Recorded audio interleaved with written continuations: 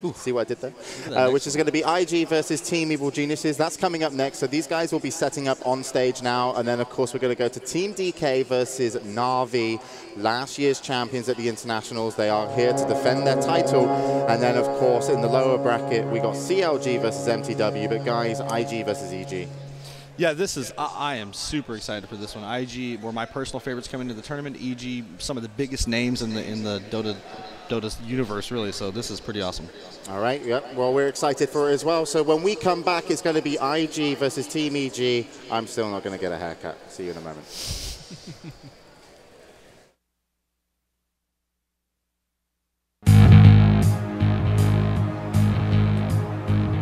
One year ago, the world's finest Dota teams gathered in Germany.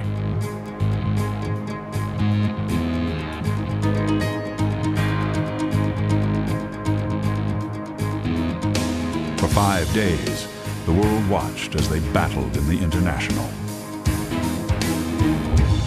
A tournament with a grand prize of $1 million. All believed the tournament could change their lives. But only one team would emerge victorious.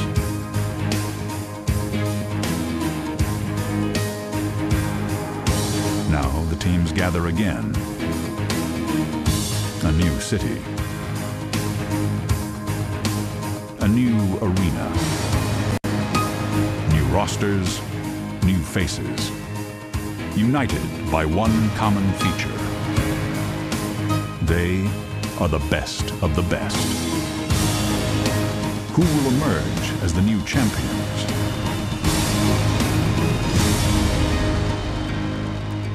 The battle begins. All right, welcome back then to the International Dota 2 Championships. We're live in Seattle from the Benner Royal Hall, home of the Seattle Symphony, but currently home of the best Dota 2 players in the world. I'm super excited for the next matchups. Hopefully you guys are as well. It's going to be Team EG versus IG, and IG have been particularly scary. 13-1 in the group stages. EG had a really tough group, but they actually came out third. So to be honest, like Complexity, yes, they came out second in their group, which was amazing. But for EG as well to come out third, I think that's a huge accomplishment. Yeah, EG, they turned it around. They didn't have the best start to their day one campaign. They actually had a very tough day having 2 Chinese teams on the first day, but they turned it around very quickly and found themselves in the winner bracket. Yeah, I think EG had one of the harder roads to get back into the winner's bracket, but they did it. Yeah, well, everyone's had a hard road so far, and EG definitely did amazing to come back in the winner bracket, but we're going to meet their opponents first, and we'll be hearing from IG in this interview.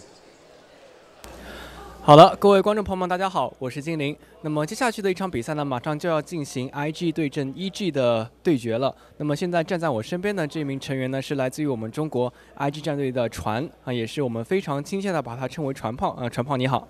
大家好，我是 IG 的船。好的。那么据我所知，当时 IG 战队在选择对手的时候，其实也犹豫了一下。在这个 Zenith 以及 EG 战队，最后为什么是选择了 EG 这样一支战队呢？ 其实没有犹豫吧，只不过他们身为我们朋友，然后来叫我们别选他们的时候，我们也不好意思跟他们说。好的。那么经历了这2天的休息以及调整，不知道 IG 战队准备的怎么样了呢？就我们昨天有讨论了关于怎么打他们的方法吧。有没有什么具体的细节可以给我们透露一下？待会就看得到了。好的。那么在这个接下去的比赛中，我们知道 EG 的话会经常擅长使用，比如说中路的召唤师呀，中路使用 TK。那么如果他们选择这2名英雄 ，IG 可能会选择怎样的阵容来进行应对？我们会让他明白，让他明白，非常简洁明了的一句话。那也是希望船能够在接下去的比赛中发挥出色。谢谢。 All right, so thank you there, Anderson, for the interview with Chon from IG. But let's meet the rest of the team from IG that will be going up against Team Evil Geniuses. Chuan, KL Malaysia. Faith, Jiang, China. Friday, Wuhan, China. YYF, Shanghai, China. 周，湖南 China.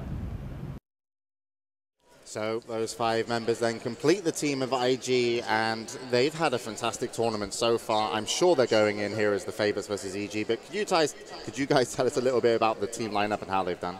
Yeah, absolutely. I mean, they have 13-1. They're known for sort of basing their games around Ferrari 430 on that solo mid. Joe plays their hard carry. And it's basically a team genetically engineered for success. The rich owner... Is that what China's doing now? Yes. Is it? Yeah. Oh, okay. These players have been completely parts put together. This team has been hand-selected by some billionaire Chinese, basically the son of a Chinese billionaire who's put this team together, and they're built for success.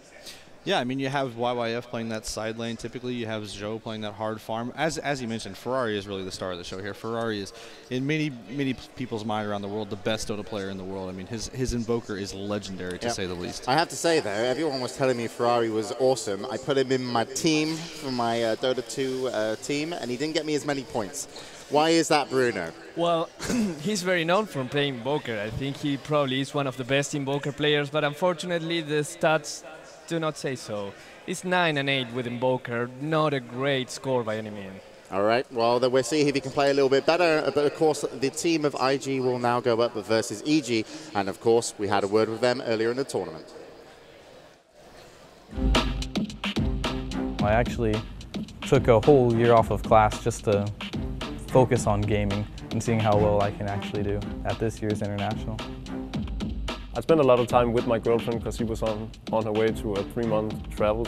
Once she left for that, I had this huge hole in my life. So I decided to play Dota and, you know, cure my heartache through devoting myself to the game. The competition this year, it's really insane actually, because the way I see it, no one that I know of can predict the winner from this year's International. There's so many good teams here. The competition is much more fierce than it was last time around. Everyone is playing so very well, and anyone in the 16 teams can actually walk away with the victory. It's basically going to come down to who's playing better on what day. I spent a lot of time training for this, and I took a lot of time away from my personal life. So this year it's going to mean a lot to me how well we placed. If you ask me right now, regardless of what placement we'll have in the tournament, come September 4th, I'll most likely step back as a player. I've played this game for so many years now, 8 or 9 years, and to go out with a bang is obviously anyone's dream, to retire on top.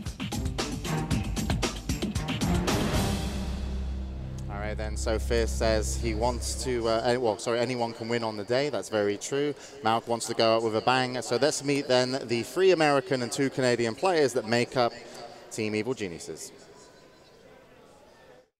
Boba, Chapel Hill, North Carolina. Demon, Chino Hills, California. Fear, Medford, Oregon. Milk, Odense, Denmark. Universe, Madison, Wisconsin. All right, so I just want to point out, by the way. That's a strong Canadian accent. Yeah, it's part of Canada. The bit of paper someone gave me, it lied. I think Statman Bruno is hijacking my information here. Well, I don't know why I thought that about Malk. I'm just losing my mind. It's going to be a long day here, so make sure you stay with us. Let's talk about the lineup. I think we should just take a predictions. Obviously, everyone knows Fear. There's a lot of emphasis about playing around Fear as a player in this team. He's been doing great this tournament so far. We're going to send it to the game in just a second, but quick predictions, guys. Just the name of the team you think is going to take it? EG. IG. I'm with IG this time. All right, then I'm going to make no decision because I don't even know where the players are from. So it's useless. So here we go then, over to the game, EG versus IG. Greetings and salutations, Seattle. I'm AC, joined by Draskell for this 3rd winner's bracket match here at the International #2 in gorgeous Benaroyo Hall. Draskell, the bands and the picks are moving awfully quick, but I'll tell you what, we got some high-powered lineups already coming out. Chen and Invoker have made it through on Evil Geniuses, as has Darkseer and Morphling. First time we get to see him today, and I got to say, I'm a little bit surprised that they chose to ban Rubik instead of a Darkseer, but if they want to play against it, then that's obviously their choice. We saw the Enchantress ban out already, so we could possibly see an Enigma from IG if they want to take their own jungler, but right now it's looking like they already have a Darkseer for maybe a long lane. I know I've seen them cut creeps with it before. It's very powerful. We actually saw it in the prelims as well, so both lineups looking really strong so far, but IG's bringing a lot of team fight with Ravage already and a Darkseer on top of that. Oh yeah, Darkseer making it through. And it's interesting to look at Invictus Gaming, the fact they banned out Wisp, and that's something we're seeing more and more coming out of the Chinese squads, and you and I had even talked about it at length.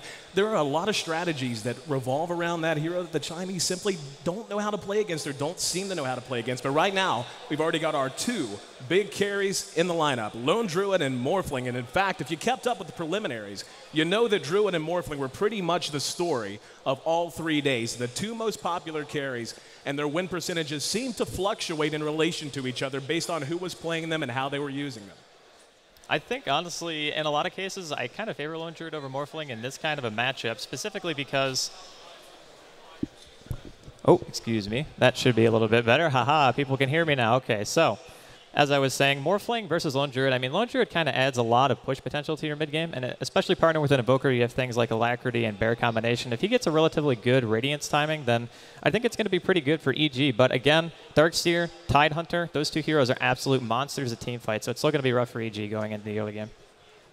Well, the other thing that a Darkseer and a Tidehunter this early out, they give the Morphling a lot of time to farm. They're going to allow him to develop himself throughout the middle and the late game just because they're so hard to push into. It's very hard to apply any kind of pressure when there's a Tidehunter or a Darkseer waiting around every corner and underneath every tower, ready to derail whatever possible strategy you could be trying to bring to bear. So looking at the number 4 bands coming out, Tinker, and, of course, Bounty Hunter. Bounty, we've been seeing a lot more value placed on that hero, in particular as a long lane. He can just kind of sit by himself. But when it comes time to fight, be you fighting in the mid game or trying to just gain an advantage in the late game, the extra gold that comes from Track, especially once Track hits level 2, is something that you just can't underestimate. It really can make the difference in what would normally be a close game, propelling one team ahead of the other.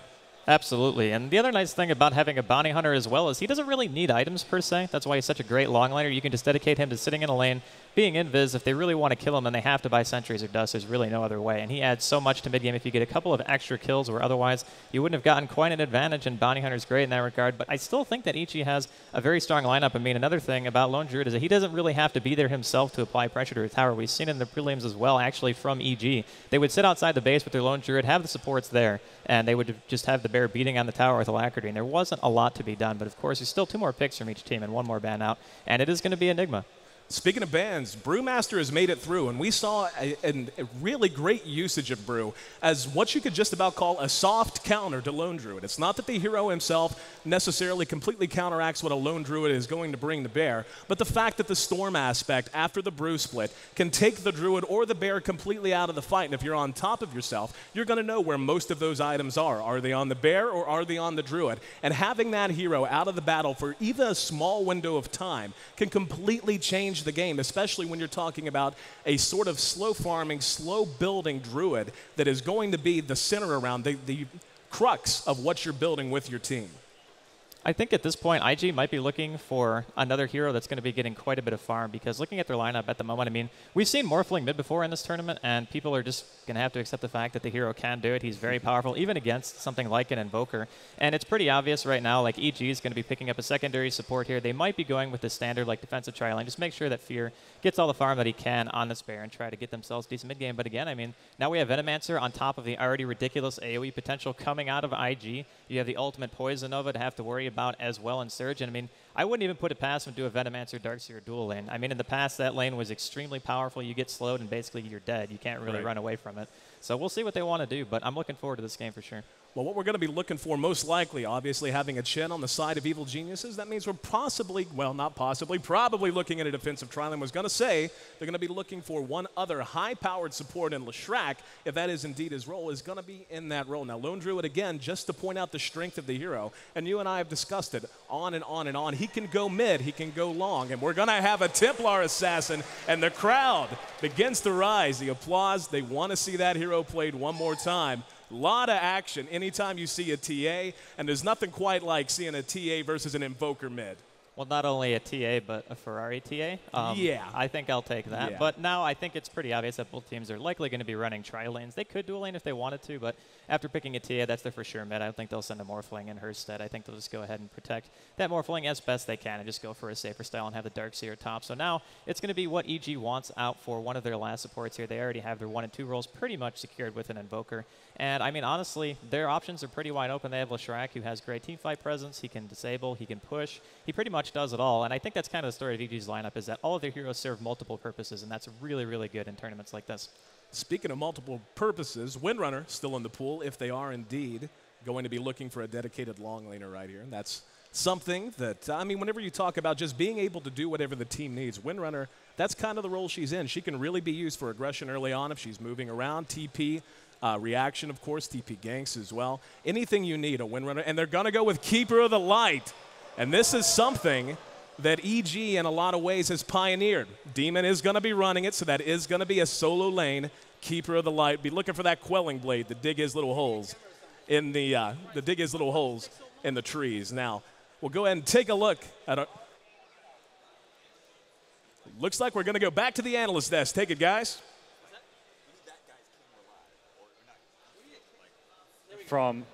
Well, I'm taking over from two people who cannot be taken over from, but it is now the Gods and Bruno show. Bruno the Statman. We've been completely abandoned. I think James has actually been fired after a few recent remarks. Yeah, what are your thoughts on this draft so far?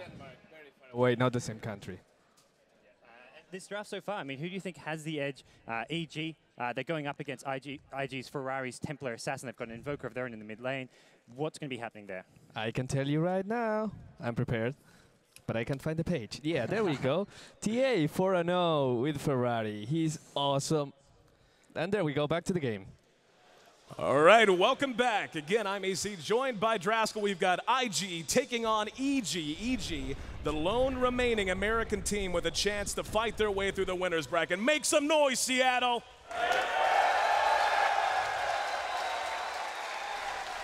On the other side of the river, we've got a team who showed utter dominance during the group stages. The #1 hurdle for EG if they want to find their way to the finals through this winners bracket. Make some noise for IG.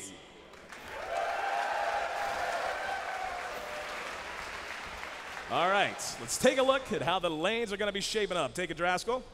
I think it's pretty much to be expected here out of EG so far. They're going to have Fear safe laning. He's going to be supported here by Universe. They're going to have a Chen in their jungle as well. Demon's actually spending some time here, and this is something that we actually saw in the preliminaries, if I'm not mistaken, of him starting in the jungle, double stacking the small camp, just starting off with extra golden experience that you really wouldn't otherwise get. And we see the kind of defensive warding down here for Zoe for the Morphling in the bottom lane, and they're just really trying to protect both of their respective carries. And you know, if you want to get into a farm game with any team, I don't know if it's IG, but EG wants to do it, so we'll see if it works for him. EG, I was speaking to Universe as well as Bulba before the match, and they were telling me that more or less when they came into this, they didn't want to pick themselves into a corner. They didn't want to wind up second-guessing themselves and just putting together this strategy that was inflexible. Instead, their idea was to come into this game and pick it as they saw it, based on what they saw out of IG. No fear in that squad at all, and ready to make it work now. Now, again, as you pointed out, this is just such brilliant play out of Demon. We've seen him do this over and over again. It's a good way to secure a very safe start on a hero that, to be completely honest, in a solo long lane at level 1 is not very safe. Instead, he's going to get his level sharing the jungle with Chen. You know what really is cool about what IG is doing is the fact that they actually have 2 heroes top and only 2 bottom. There's no real point necessarily in putting a tri-lane against basically no one. So they're just getting better efficiency out of their lanes at the moment by having that Venomancer top, giving the Darkseer a little added security. And of course, there are pretty much 4 members of EG and their jungle at the moment. But of course, IG is not going to be able to do much top. They're just relying on Zoe to farm up right now. Taking a look at the CS early on, Morphling and TA. Right near the top, 9 for Morphling, 7 for TA. Invoker actually struggling considerably. Ferrari 430, one of the best mid players in Dota, and showing why right now against Bulba. Bubble, though, not someone you want to sleep on, a hell of a good Invoker. He is definitely a good Invoker, but the problem is when you have TA versus an Invoker is that TA, because of the fact that she's going 2 Refraction, 1 in the side blade, she's making sure that she's going to be getting all the less hits that she possibly can. You're still going to be eating harassment as well from that auto attack, if your positioning is bad, I should say. But yeah, it's still kind of a struggle for any kind of Invoker to go up against a TA. IG beginning to go back and forth with EG in the Dire side jungle here. If there's going to be a first blood, chances are it's going to be right here. A very busy piece of real estate at the moment. We do see Demon has made his way down to the long lane. He's level 2, and this is what you want. Again, this is why you start out with that stack. Now you have a chance to get out, you can use your Illuminate, and you can make sure your mana pool never ever runs out while you continue to just slowly build levels. But eventually, you're going to get to the point where you're making a pretty big dent in the creep wave every single time you cast that huge nuke. It's kind of a double-edged sword having a keeper down there, because on one hand you say the fact that you're not going to get your tower pushed early because you have Illuminate spam, but it also gives Zoe a for sure lane to farm for a very, very long time. So it's kind of balancing between, do you want to get the early towers, or do you want to basically just give this Morphling uncontested farm and hope that your lone Druid can secure you the mid to late game? Yeah, both teams playing relatively cautious right now, but again, just the way the laning phases worked out. Unless one team really had it in mind that they wanted to press the issue before they were comfortable, this is kind of what we were to expect. It's going to be all about what Melk is able to do as he now begins moving around the map. We're going to have a pause. Oh, that's no good. It's all right, though. We'll be getting that sorted out shortly. In the meantime, I see a packed house here at Benaroya. Thanks to everyone for joining us. I want to hear it. Who's going to win? Is it going to be EG? Make noise.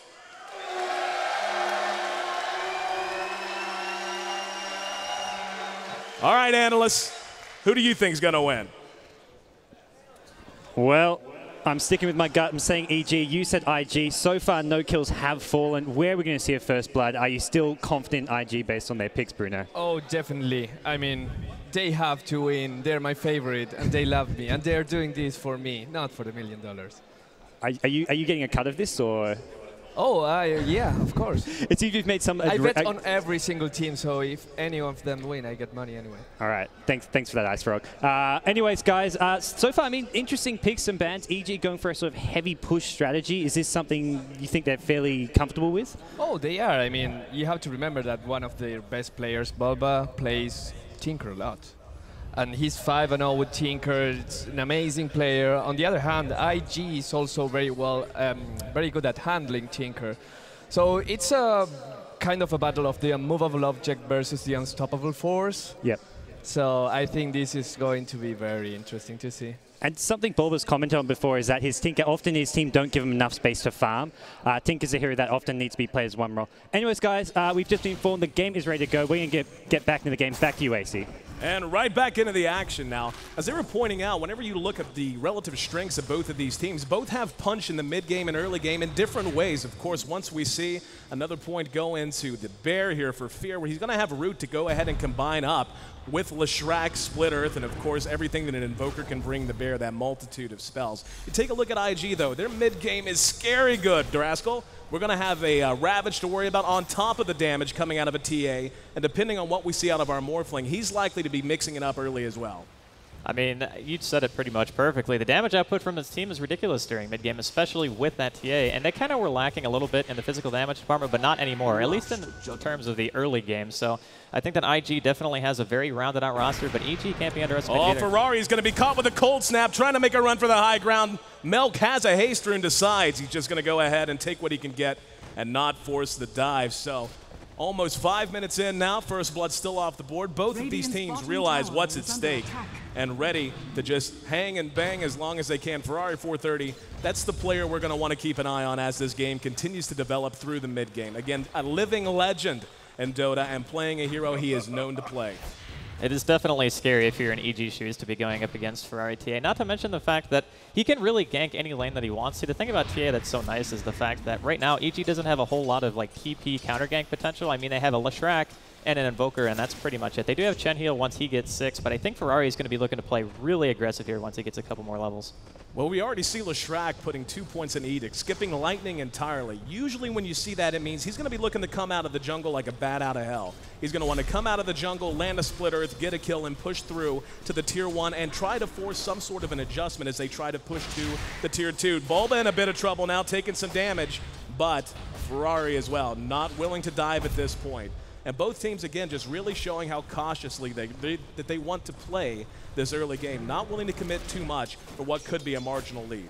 IG does have a marginal lead right now, and it's pretty much to be expected because of the fact that that Darkseer not only makes his farm a lot better for being up here for his team, but because he's laning with the Venomancer, they can slow and they can go ahead and surge away. Whichever person gets in the worst position is basically going to be making it back safe just because of those picks, and they are getting a more efficient early game than EG at the moment. Yeah, we can see 1,000 gold differential on the gold graph. We flip it over to the experience, a little bit more, 1,500. All in all, very, very close, but it's the little things, the devil's in the details, and right now the details favoring IG. So, Morphling has more or less been left alone down here, and this could end up being a pretty big liability. And this is what Morphling is known to do. He can be a factor. He can use his waveform. He can use a number of different ways to approach and and participate in team fights to really make himself a factor. But if you just leave him alone, he's more than content to farm, usually going to farm up either a BKB, sort of a Manta-style build, or occasionally the Ethereal Blade that will just allow him to shotgun down absolutely anyone. So we'll see what the approach is going to be. Demon has made his way over into the woods now. Yeah, he's using that Quelling Blade, chopping his way, and he's really going to start to apply the pressure here to Zoe. And this is the right call. Again, just look at that damage output. Just can't afford to let him sit back there and continue to pick at you. In fact, yeah, they're going to go headhunting. Demon better find a way out soon. Zoe poking through the jungle. He's going to find him. Here's the TP. The waveform not going to be enough, so Demon makes it back to base.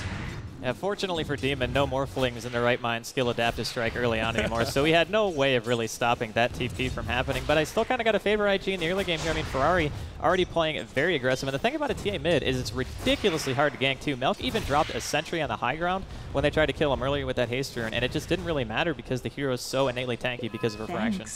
Absolutely. Already has the bottle up, now the phase boots, and that's what really becomes scary about Templar Assassin. As she continues to build speed, continues to build mobility, she becomes this terror and this fear all over the map.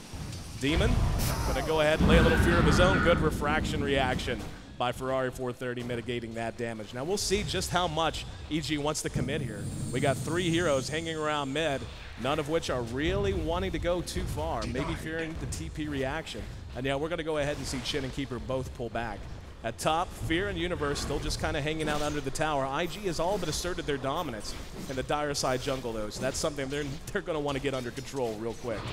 Yeah, it's going to be a problem when Ferrari starts moving around. I mean, you can see the aggressive ward behind the tier 1. It's going to be really problematic if they start trying to gank top lane or bottom lane, really. Either is open game, but of course, Demon's actually not down there at the moment. He's making his way back down there as we speak. And I mean, at the very least, Fear and the Morphling are pretty much even on farm at the moment, so that's something that EG can keep in mind, is they're not really falling behind in terms of carry versus carry, but overall efficiency is still very important, and IG does have a very, very slight lead. Still no kill on the board at 8.5 minutes into the game, so I think probably the least aggressive game we've seen so far today. Yeah, been relatively quiet, but hey, nothing wrong with a good defensive game once in a while. Bulba really struggling against Ferrari. Oh, here we go. There's the Psionic Trap. Bulba's in trouble, making a run for the tower. Ferrari's going to chase, and yes, manages to get the QQ walk in time. At top, we've got a dive as well. Fear making a run for the woods. He is going to survive. Chuan is going to be our first blood. Put it in the books for EG. Fear not out of the woods yet. Still back there, trying to find some safety. YYF using the Ion Shell, able to secure the kill. Gonna pay with his own life on the backside. As the dust settles, we're all tied up right where we started, 2-2. Well, unfortunately for EG, that wasn't a really good trade because of the fact that they lost their Lone Druid and their mid.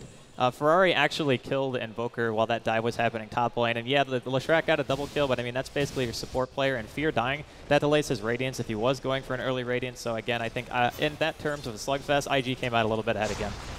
IG doing the little things right. Let's take a look at the gold graph. Story tells the story you're telling, Draskel, dipping down towards the dire side of hang on. Ferrari's going to be netted now with the cold snap. Going to take a little damage, make it back to safety. But yeah, dipping down a little bit towards EG, but going to be spiking back up at least marginally. Chuan and Faith trying to hold the line. Here comes that push we were talking about. We've got 3 points in Splitter, 3 in Edict. They want this tower. Lots of damage being done by Keeper, forcing Faith and Chuan off the tower. Universe and Fear setting up shop. The glyph comes up, and here comes Melk. They're ready to get the job done. In the meantime, Bulba hiding in his own woods against Ferrari as he begins to push. Tower here at tier 1, down to half. Gonna continue to push. We've got more reaction. Darkseer's there. He's surged. They are gonna go ahead and give away tier 1. And we'll see if they're going to press down to tier 2 or not. Looks like they are just going to go ahead and take what they can get and not try to play too overly aggressive. Ferrari has the tower here in mid, tier 1, down to about half as well. Morphling, quiet as can be, quiet as cat's feet, just farming up in bottom.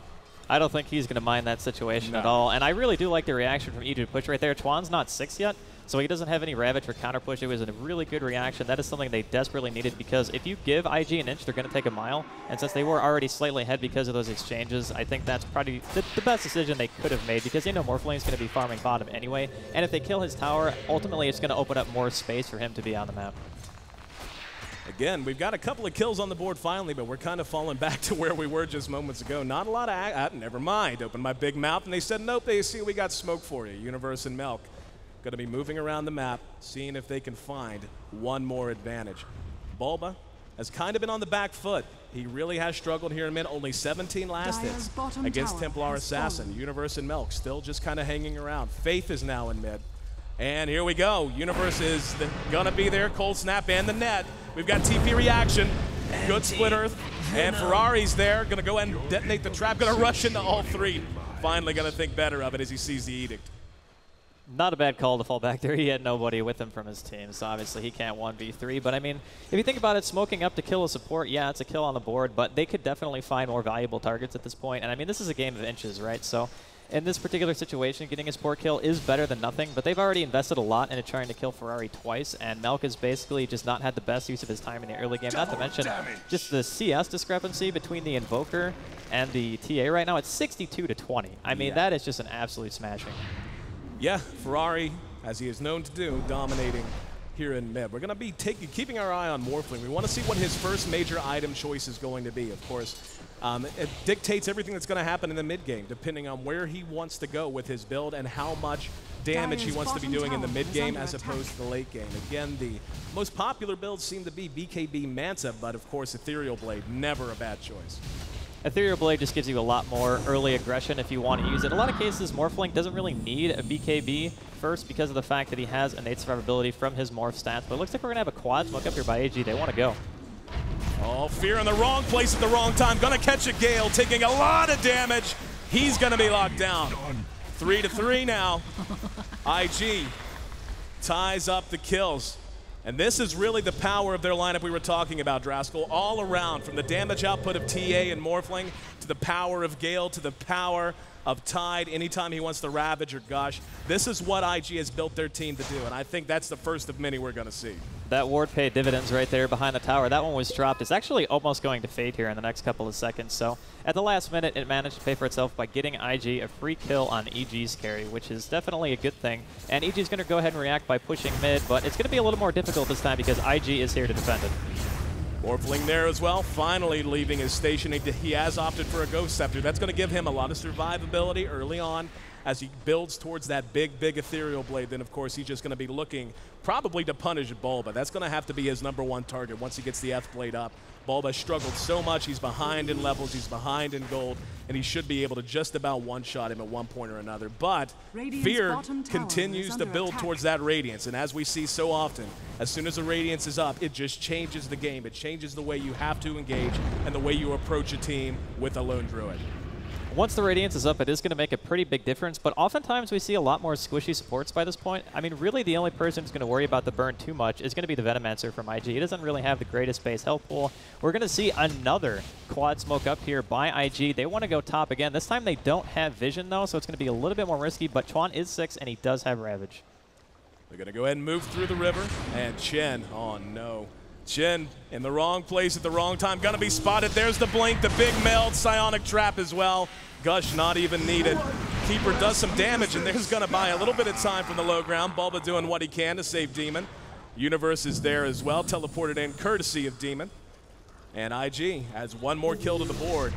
EG, though, very solid job recovering from that, getting together and now in a decent position to try and defend this mid tower if IG does push. At the very least, they didn't lose their carry again. Jungler is one of the least valuable heroes basically to kill on EG's roster at the moment. But the thing that's ridiculous is YYF already has a mech and a soul ring and tranquil boots, and it's only 15 minutes in. And I mean, looking at Fear's farm at the moment, he almost has enough money for Relic. He's sitting at 3150, but I don't know, man. I don't know if they can actually do anything during the mid game anymore. They just lost another tower. Bulba manages to deny it, but it's still going to be a problem. Yeah, YYF has done a great job. Saw the headdress, didn't know if he was going to be going for Pipe or Mech. Mech, a much more mid-game oriented choice, of course. And yeah, this is one of those games that is rather low on kills, all things considered. I mean, we only have 7 at 15 minutes, but in terms of pure dominance and what's actually taken place in the game, the mid game is already starting to form a pretty coherent picture, and unfortunately for EG, it's a picture where they're down near the bottom. At this point, EG really had to do better in their lanes, because if you looked at IG's roster, you're kind of like, oh yeah, they have ridiculous amounts of team fight. They're going to go ahead and trade a tier 1 for a tier 1 right here. They might not even get this tier 1 mid. They're actually going to TP in to stop it. So yeah, giving away another tower and basically getting nothing from it. It's like very small exchanges, but every single time we see one, IG just comes out a little bit ahead. Yeah, they just kind of nickel and dime you to death, and that's really the hallmark of any good squad. They take small advantages and turn them into a big, big win in the mid game. But EG down but not quite out. We're going to see once Fear becomes more active on the map, once they begin to push behind him. Oh, double damage room bottle up for Ferrari. Let's see. Oh, Bulba and Demon caught with the Psionic Trap. YYF surges. Oh, they're going to be vacuumed in, and the Ravage is going to catch them both. Just look at the health bars melt. Milk is there, but it's a day late and a dollar short as IG continues their mid-game dominance. That was an excellent Ravage by Chuan. Caught him right on the edge because of the vacuum. Just really nice play coming out so far. Looks like YYF's actually going to go ahead and fall here, courtesy of Universe, but Universe is also going to drop through the waveform of Zoe. So double kill for the Morphling coming out of that fight. 4 down for EG, and the only one they lost was YYF. I think they're going to be happy with that exchange. It's not even that they lost YYF. YYF was just like, you know what, it's cool. I got it, guys. I'm fine. I've made some material arrangements. I'll go ahead and give myself for the greater good. Fear, again, as quiet as can be, but getting bigger and bigger. He's actually got enough money for his relic. And that Radiance is not going to be far away, Draskell. But, and this is the risk of going with a Druid pick instead of a Morphling pick. Morphling can peak just about whenever you want him to. If you really prioritize his farm and make sure he's in good fighting shape by this mid-game stage, he can be there. Whenever you're going to build a Relic into a Radiance on a lone Druid, you're kind of hamstrung a little bit. You're just on the defensive for so long that occasionally you'll see the game just pass a team by because it took too long to get the Druid on the map.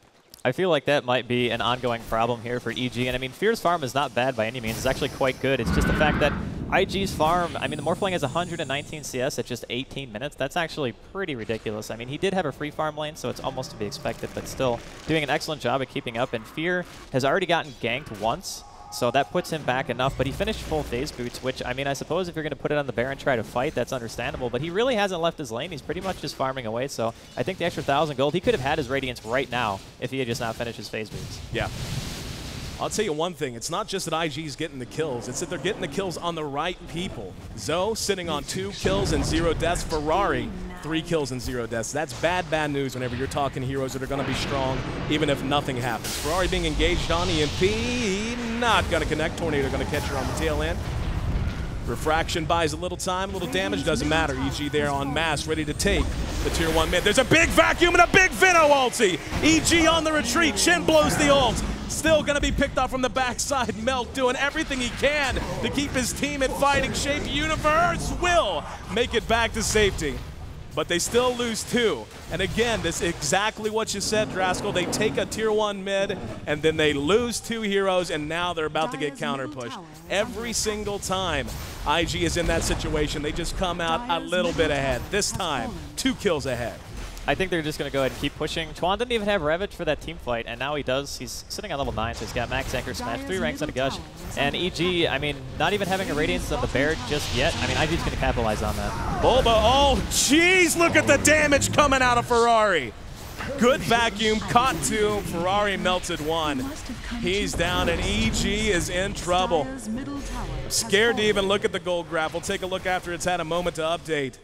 But again, Fear, just in the jungle. The Radiance isn't even done. All he has is the Relic. And IG knows it. They're going head hunting. They want to find the Bear. I mean, the Bear is the primary target at this point. They only have 1 outer tier tower left. It's the tier 2 top. So once EG loses that, all their map control is basically going to be restricted. This is typically the point in the game where you'll see a support like Veno just go ahead and pick up a gem. And he actually almost has enough money for it, so I wouldn't put it past him to go ahead and pick it up. And that just makes it so you really can't farm at all. You have to basically sit inside your base. And oh my god, Milk is absolutely disintegrated right there to the Ethereal Blade, now finished on Zoe. Didn't catch that one, but I suspect we'll have at least one more opportunity to see the Eth Blade in action. But Yeah, I mean, you're talking about 138 CS at 20 minutes for a Morphling that really wasn't even that big a factor. Picked up a kill here and there just with TP reactions. But now that he's ready to get out on the map and make his presence known, there's really not much of an answer. Again, Lone Druid still lacking the Radiant, still has not completed it. And even once he gets it, look how few outer tier towers remain. They have 1 tier 2 tower to their name, compared to the 3 tier 2 towers still standing of IG. The time to push is with a 15-minute radiance, not a 20-minute radiance. IG just did too good of a job in the laning phase, honestly. They have too good of a team fight to give away early game. IG banging away on the tier 2 tower. We're going to have TP reactions down here, and Zoe's there as well. Chuan going looking for trouble. Ferrari's going to target the bear and going to catch Fear with a psionic trap. Giving chase, still melting the damage. And there we go. That's a dead Lone Druid. 13-4, the current kill score. IG, after this, wears off. It's going to be in good shape to take this tower. Zoe's already there. Bulba going to hang around the backside. The F-Blade's off cooldown. Zoe just doesn't have the mana. He's actually in trouble. He's going to run out of mana before he can morph his health. So now he's on the run. Bulba and Demon out for vengeance. Going to throw the NATO, catch him in the woods. He comes back down to earth. Just so little damage output, but they will finally drop him. The Waterman trickles his way back to the base the hard way. And EG showing signs of life. Still a lot of ground to make up, and it's not about to get any easier as we see IG just about to take Roshan. This is why IG is such a scary team. They baited it out long enough to get the Roshan with absolutely zero contention because Ferrari milled minus armor. Of course, he has his Desolator finish now on top of that with a Blink Dagger at 22 minutes. His farm is absolutely phenomenal. They have all the map control in the world at this point. It's going to be really, really tough for EG to make their way back into this game. I think it's possible. Their base defense is actually quite good. With a Quaswex Invoker, you have Illuminate spam and a Leshrac. So once they're up on that little high ramp outside of the tier 3s, they should be able to defend for quite a while. But is it going to be enough? I'm not really even sure if they want to take this to an ultra late game. Yeah, at this point, I mean, what are you going to do? You're going to turtle up and let Morphling farm more? You're going to let TA finish her inventory? EG needs a big win, and they need it right now. That Radiance is up finally. So Fear going to be looking to be a much bigger factor, but as you pointed out, just the pure damage, and of course the armor reduction that's going to come from Templar Assassin now with the addition of the Desolator to her arsenal. Something they're going to struggle to deal with from now until the end of the game, whenever that might be. Morphling already has another Yasha, going to be looking to build his Manta. And YYF, not all that far away from Pipe, so EG, they're taking strides, man, but IG's a little bit bigger right now.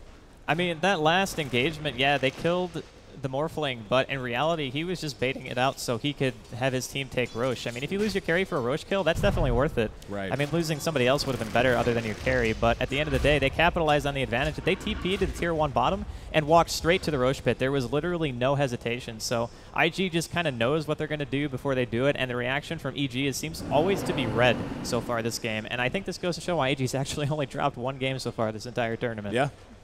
EG looking to turn that around. They want to catch Ferrari. Ferrari is going to blink to the high ground, refract, hang out for the moment, throw out a side trap just to slow EG down as they try to retreat. But yeah, I mean, this is a game that is basically all IG right now. The pace is going to be set by them. Zoe takes the tier 1 top. There are no outer tier towers remaining. Poor Bear is going to drop as well. And yeah, it's at that time, Draskell. It's pretty much just all about base defense and trying to find something that's going to work while you defend from the tier 3. Well, base defense is something that EG's team should be pretty good at, as I explained earlier. But now the fact that the Tide has a blink too, I don't even know if they can actually base defend. If there's a decent vacuum Tide Ravage, it could pretty much be a Rax just because of that. And I mean, the TA is not getting any less farmed, of course. He's got a Crystals pretty much in his stash, waiting for him to go pick it up.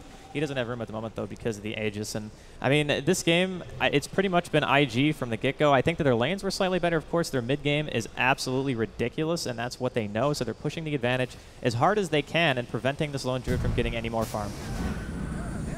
We'll wait and see if EG's got an in him. Morphling continues to farm up. We get a little bit of a charge out. Bulba's going to be caught. There's a vacuum that catches nothing but the Bear. Bear is going to drop. Now Fear's going to have to wait 66 seconds to resummon it. Face caught out, though. Caught with a Split Earth. Big Illuminate doing damage from a distance. But just a lot of skirmishing right now. Neither team really wants to commit until they feel 100% sure that they're in the right position. Chuan with the Ravage up. He's ready to go. Not enough mana for the wall. Now there is, courtesy of Arcane Boots. Everyone's ready to fight on both sides. The only issue again. Fear going to have to resummon the bear. He's going to wait 40 more seconds to get the one bear out, and then he's going to have to wait a longer time to have a second bear at his disposal. And that can make the difference. If EG gets a good engagement here, that it's not unlikely that they couldn't win a team fight, but that percentage has dropped considerably by Fear only having access to one bear.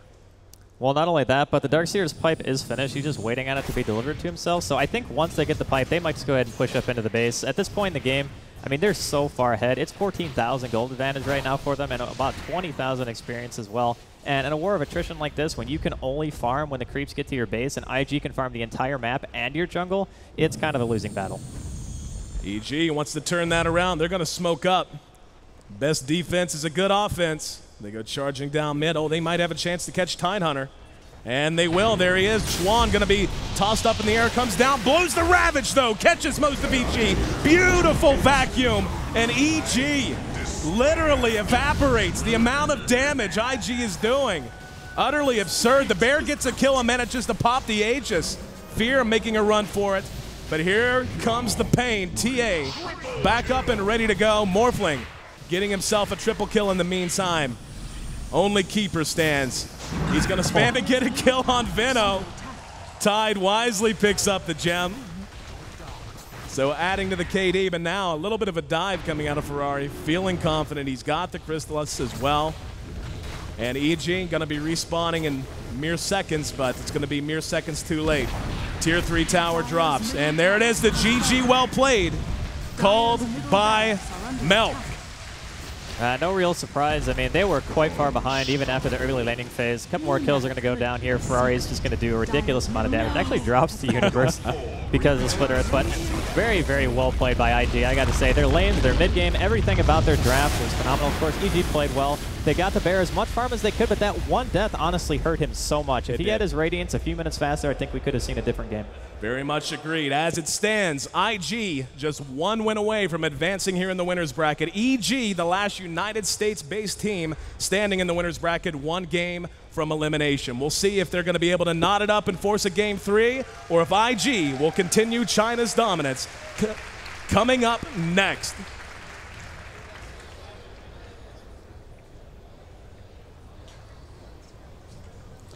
All right, then, so as you can see, EG unfortunately won't be able to take game number 1. IG just too strong for them. The team from China, they topped their group. They've now taken the first game here in the upper bracket for the International Dota 2 Championships. Guys, what was the big story for you? I think giving away the Darkseer is really the mistake. Yeah, Morphling and TA did all of the work, but really Darkseer was the thing here. There was so many nice interactions here. You could pull in with a big vacuum, hit it in a nice Ravage, a Venomous Gale, maybe a Venomancer ulti, or it could be just as simple as a Darkseer pulling everybody in together. You get a nice slow off of a TA, and TA just runs in there, honestly, with an Ion Shell and just big splash damage. That's honestly enough. Yeah, and what EG went for with the Keeper of the Light Leshrac is a lot of heavy early game push, but they were just too squishy to withhold the damage. I mean, Morphling early on, sure he's a carry, sure he needs a lot of farm, but that waveform one to get level 4 can do a lot of damage to squishy heroes like those. So what did you think about Fear's performance? I think he did okay. Yeah, he was a little bit slow on getting the Radiance, but I think generally God's hit it right on the head.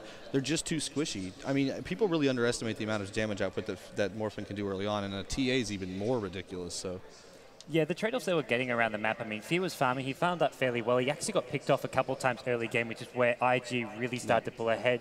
They didn't really try gank him early on in game, but once they hit the 10 to 15 minute mark, they gank him quickly twice. It slows down his Radiance dramatically, and from there on out, IG are in cruise control mode for me. Yeah, and also, as you mentioned, just the team fight synergy with that Darkseer was a huge factor, and we can actually take a look at that as well. Around about the 16-minute mark, I think it was, when they hit just a big team fight in the middle, and it was just painful. Here it is. Well, we were actually drinking whiskey. I don't think we actually caught this fight. This is our first time actually watching it.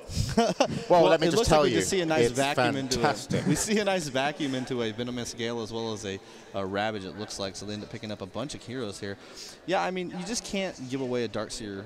I feel like Darkseer is just insane. They actually do get the kill there, but they pick up a universe on the backside. Yeah, see, all the kills are on the right heroes. Morphling and TA are the ones picking them all up there. Yeah, that was something as well that AC and also Draskell mentioned. All the kills were on the right heroes for IG. So, Bruno, anything you want to tell us about the match? Here's the thing, Fear, you have to farm faster. By the time that Morphling had 200 CS, you only had 137. So kill more creeps. It's good advice from the stat man. Easier said than done. Wow, yeah, pretty big time. I do want to say one last thing. Milk, you know, he doesn't want to go out with a loss here. I mean, yeah, they're still in the winner's bracket. They can get back in the loser's bracket, but he said that this is going to be his last professional tournament, but possibly. So yeah, I there's feel a lot like they're of going to be a talk lot about stronger coming retirement around yeah, Milk as well. But he had a tough game that one. Really couldn't contribute as much as he wanted. So guys, yeah, we're just waiting for the players and teams to get ready. So once they are, we'll jump straight back into the next match. You've got to remember, IG are now 1-0 up. If they win one more game, they move on to the semi-finals. They play tomorrow, but they're guaranteeing themselves $25,000. If Team EG lose, they are going to go down to the lower bracket. They'll still be in the tournament, but they'll play tomorrow as well. And that will be, if you lose once more, you're completely out of the tournament. So, but they can still come back. There's potentially 2 games left. So let's talk about the games that are left here. Can EG